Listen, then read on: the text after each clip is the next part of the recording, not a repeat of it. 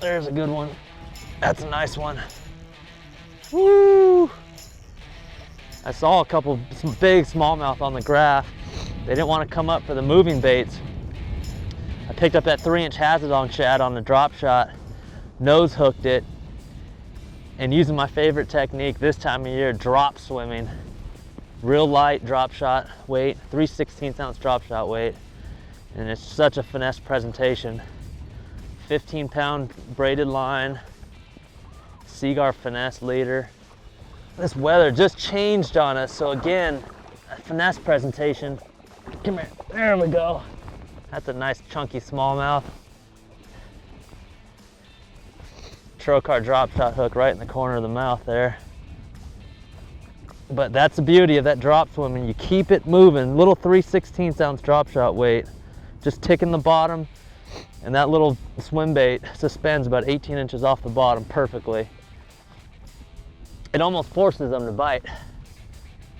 Cool fish. On a lot of lakes in the country, they key in on small bait fish. This here's a 3-inch Hazardong shad, and it's in a green pumpkin shiner color. And this thing works awesome when the fish are chasing these small bait fish like this. Drop swimming. A lot of people will fish this on a jig head, and that's awesome and everything. I like taking a size 1 Trocar drop shot hook and just nose hooking that just barely. And what that does is it allows that bait from the eyes all the way back to swim freely on a lighter 3/16 ounce drop shot weight. So in this drop swimming technique I like to use, I'm actually swimming the drop shot weight and just dragging it across the bottom, and it just suspends that little swimmer on top there. And this goes completely against what I tell people in drop shot. You never want to move the weight when you're drop shotting typically, but when you're drop swimming, you want to keep that weight moving. Super soft rod. I know as I'm pulling it across here, it's almost like dragging a jig. That swim bait swimming just 18 inches off the bottom, and that's just perfect.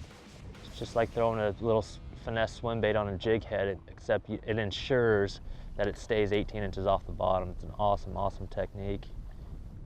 There's one. Oh yeah, drop swimming fish. Woo.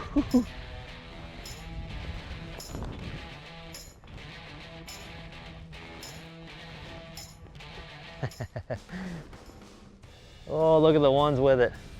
Golly. 1, 2, 3, 4 with it.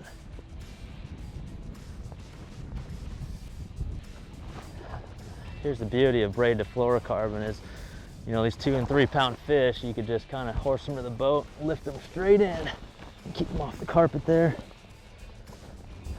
That's drop swimming at its finest there. 18-inch leader, just ticking the bottom with that tungsten weight. Hazardong shad and a 3-inch Trocar hook right in the mouth, man. Awesome, awesome stuff.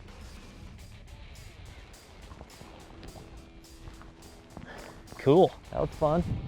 Yeah, this drop swimming technique, it's an excellent way to cover water, especially when a weather system comes through and those days where it seems like, you know, you really have to shake your bait, shake your worm to get them to bite. This technique is killer when the bait and the drop shot weight is pendulum swinging. I'm just gonna take this rig, make a long cast, and I'm not gonna drag it on the bottom like I typically do. I'm just gonna let it pendulum swing. The bait, the swim bait, and the weight just hit the surface, and I'm gonna keep a tight line.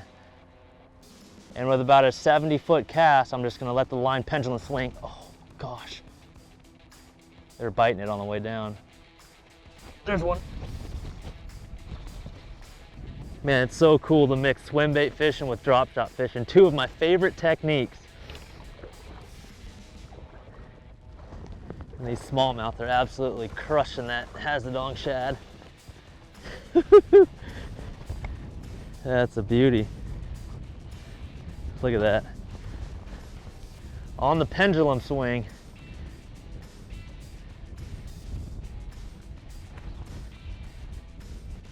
That's good stuff, man. That's so much fun to mix swim bait fishing with drop shot fishing.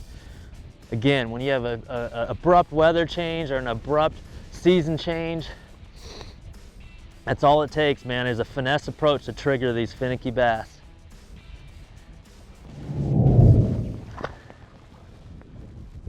Good stuff, man.